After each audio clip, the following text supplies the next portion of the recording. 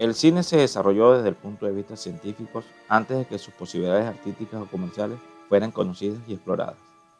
Uno de los primeros avances científicos que llevó directamente al desarrollo del cine fueron las observaciones de Peter Marlowe, secretario de la Real Sociedad de Londres, que en 1824 publicó un importante trabajo científico con el título de Persistencia de la visión en lo que afecta a los objetos en movimiento, en el que establecía que los humanos retienen las imágenes durante una fracción de segundo después que el sujeto deja de tenerlas delante. Este descubrimiento estimuló a varios científicos a investigar para demostrar el principio. Tanto en Estados Unidos como en Europa se animaban imágenes dibujadas a mano como forma de diversión, empleando dispositivos que se hicieron muy populares en los salones de la clase media, llamados zootropos.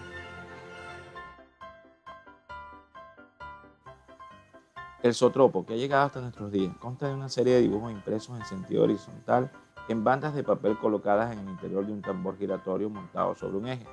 En la mitad del cilindro, una serie de ranuras verticales, por las cuales se mira, permiten que al girar el aparato se perciban las imágenes en movimiento. Un ingenio algo más elaborado era el plasmoscopio, del inventor francés Charles-Émile Regnault, que consistía en un tambor giratorio con un anillo de espejos colocados en el centro y los dibujos colocados en la pared interior del tambor. Según giraba el tambor, los dibujos parecían cobrar vida. Hasta 1890, los científicos estaban interesados principalmente en el desarrollo de la fotografía más que en el de la cinematografía. Esto cambió cuando el antiguo inventor y entonces ya industrial Thomas Alva Edison construyó el Black Maria, un laboratorio cerca de West Orange, Nueva Jersey, que se convirtió en el lugar donde realizaba sus experimentos sobre imágenes de movimiento y el primer estudio de cine del mundo. Edison está considerado por algunos como el diseñador de la primera máquina de cine, el kinetoscopio. Su ayudante, William Dixon, fue quien hizo en realidad casi todo el trabajo, diseñando el sistema de engranaje todavía empleado en las cámaras actuales, que permite que la película corra dentro de la cámara. E incluso fue él quien por primera vez logró en 1889 una rudimentaria imagen con sonido. El kinetoscopio, patentado por Edison en 1891, tenía unos 15 metros de película en un bucle interminable que el espectador, de manera individual, tenía que ver a través de una pantalla de aumento. El artefacto, que funcionaba depositando una moneda, no puede considerarse por tanto un espectáculo público, y quedó como una curiosidad del salón que en 1894 se veía en Nueva York y antes de finalizar ese año en Londres, Berlín y París. Los experimentos sobre la proyección de imágenes en movimientos visibles para más de un espectador se estaban desarrollando simultáneamente en Estados Unidos y en Europa. En Francia, a pesar de no contar con la gran infraestructura industrial de Edison, los hermanos Louis y Auguste Lumière llegaron al cinematógrafo, invento que era al tiempo cámara, copiador y proyector, y que es el primer aparato que se puede calificar auténticamente de cine, por lo que la fecha de su presentación pública, el 28 de diciembre de 1895, y el nombre de los inventores son los que han quedado reconocidos universalmente como los iniciadores de la historia del cine. En 1896, el ilusionista francés Georges Méliès demostró que el cine no solo servía para grabar la realidad, sino que también podía recrearla o falsearla. Con estas imaginativas premisas, hizo una serie de películas que exploraban el potencial narrativo del nuevo medio, dando inicio al cine de una sola bobina.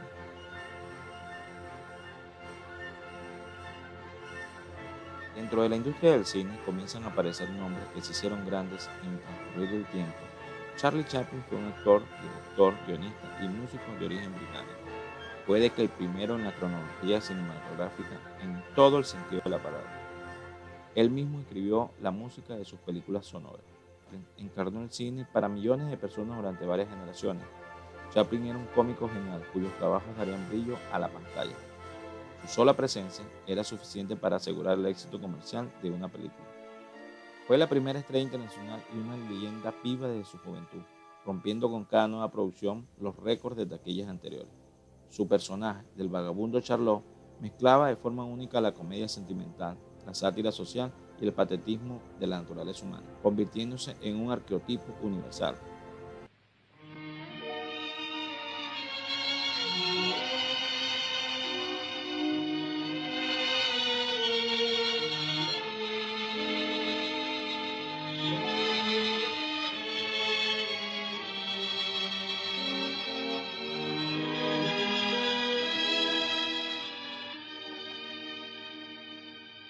Este personaje fue creciendo a lo largo de sus películas, dentro de que destacan El Vagabundo de 1915, Vida de Perros en 1918, El Chico en 1921 y La Quimera de Oro en 1925.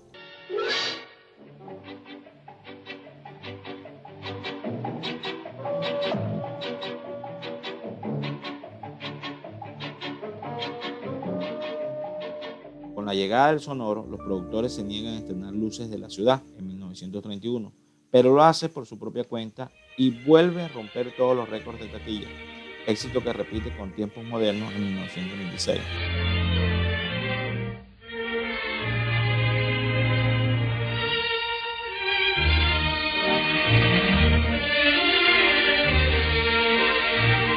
Mucho antes, en 1919, tras sus primeros éxitos, Chaplin, junto a Dick Griffith y los dos actores más famosos del momento, Mary Pickford y Douglas Fairbanks, forman la productora United Artists, precursora del Star System, iniciando así la época de oro del cine mudo en Estados Unidos.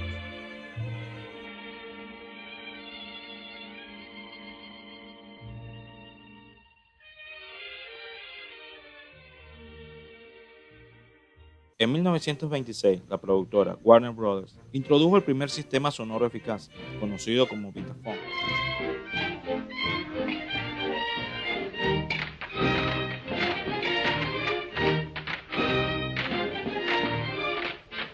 Consiste en la grabación de las bandas sonoras musicales y los textos hablados en grandes discos que se sincronizaban con la acción de la pantalla. En 1927, la Warner lanzó El Cantor del Jazz, de Alan Crosland, la primera película sonora, protagonizada por el showman de origen ruso Al Jolson, que alcanzó un éxito inmediato e inesperado entre el público. Su eslogan, sacado del texto de la película "Aún no has oído nada", señaló el fin de la era muda. Hacia 1931, el sistema Vitaphone había sido superado por el Movietone, que grababa el sonido directamente en la película, en una banda lateral. Este proceso, inventado por Lee Forrest, se convirtió en el estándar. El cine sonoro pasó a ser un fenómeno internacional de la noche a la mañana.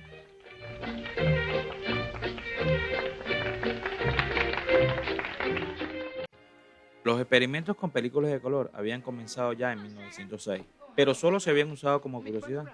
Los sistemas ensayados como el Technicolor de 2 colores fueron decepcionantes y fracasaban en el intento de entusiasmar al público. Pero hacia el año 1933, el Technicolor se había perfeccionado con un sistema de 3 colores comercializable, empleado por primera vez en la película La Feria de la Vanidad de 1935.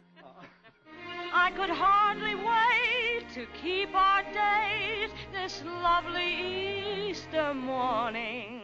La popularidad del color aumentó y durante los años 40 se empleó sobre todo en una serie de musicales clásicos de la Metro Goldwyn Mayer, entre los que destaca Desfile de Pascua de 1948 de Charles Walters.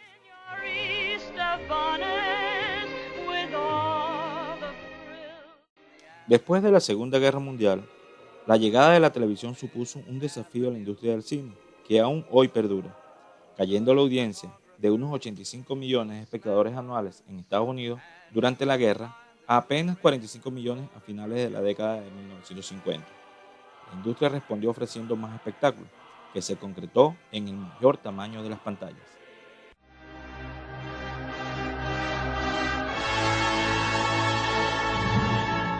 En 1953, la 20th Century Fox estrenó su película bíblica La túnica sagrada de Henry Koestler, en un sistema nuevo denominado CinemaScope, que inició la revolución de los formatos panorámicos. En una sucesión rápida, todos los estudios lanzaron sus sistemas panorámicos, tales como Vistavisión, Panavision, Superscope y Technicolor.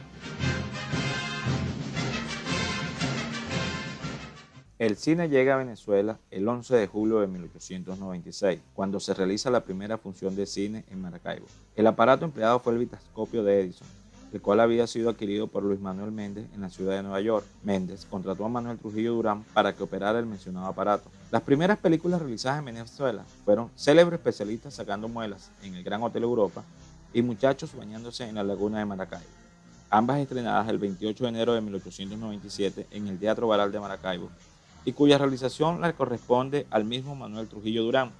En este mismo año, otros pioneros del cine como Ricardo Ruffet y Carlos Ruiz Chapey realizan algunos cortometrajes en la ciudad de Caracas. Ladies and gentlemen, it gives me great pleasure to see here in Venezuela for the first time sound on film.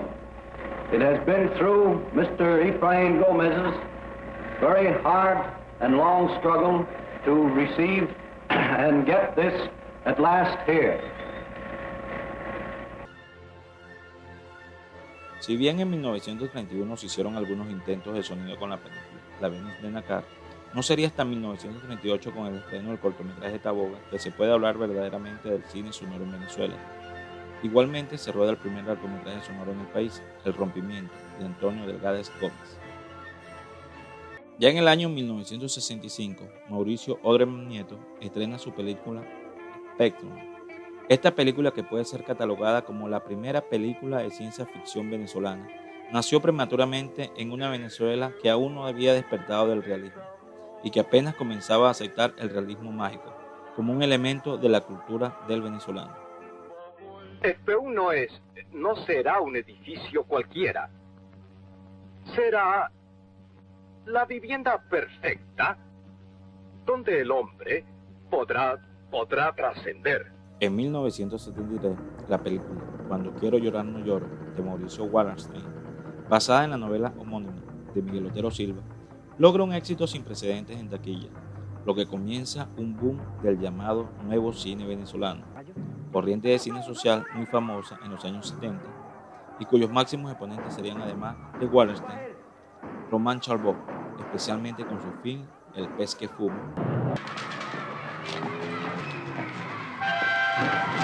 ¡Ahí están! ¡Llegaron! ¡Llegaron los locos! Bueno, véngase pues. Vamos a estrenar el anatómico. Esta corriente se mantendría durante gran parte de los años 80, con películas como Macú, La mujer del policía, de Soren Hornstein, y Homicidio culposo, de César Bolívar. Sin embargo, durante esta década, el país cae en una profunda crisis financiera, lo que repercute en una notable disminución del cine nacional.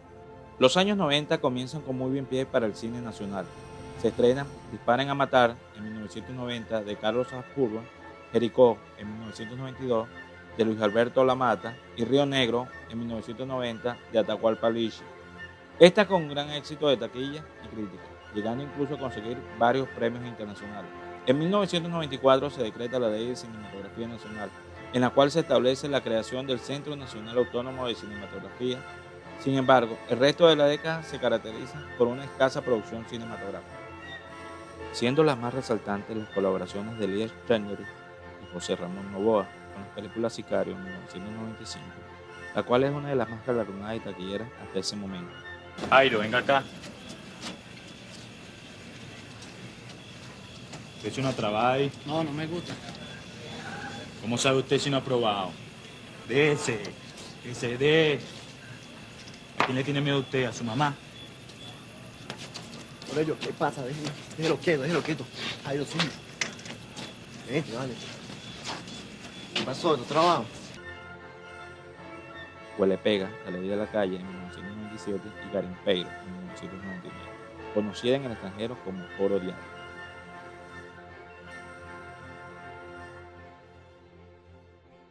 Con el nuevo siglo llega una nueva tecnología.